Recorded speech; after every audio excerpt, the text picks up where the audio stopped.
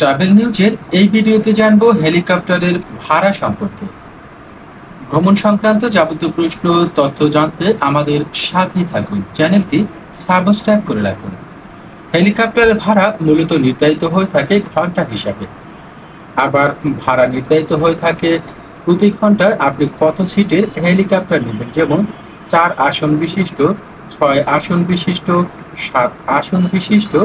আবার হেলিকপ্টারের কোয়ালিটি ভেদেও এর ভাড়া নির্ধারিত হয়, যেমন সিঙ্গেল ইঞ্জিন, ডবল ইঞ্জিন ইত্যাদি। সাধারণত 4 আসন বিশিষ্ট একটি হেলিকপ্টারের ঘন্টা প্রতি ভাড়া 70,000 টাকা থেকে 1 লক্ষ টাকা পর্যন্ত হতে পারে। এটি শুধুমাত্র উড্ডয়নের জন্য, আবার ভূমিতে অপেক্ষমান অবস্থায় প্রতি ঘন্টার জন্য ভাড়া হতে পারে 5,000 টাকা। দর্শক, এরকম করে আপনি যদি 6 সিটের ডবল ইঞ্জিনের হেলিকপ্টার ভাড়া করেন, তাহলে প্রতি ঘন্টা উড্ডয়নের জন্য খরচ হতে পারে 1 থেকে 1.5 লক্ষ টাকা।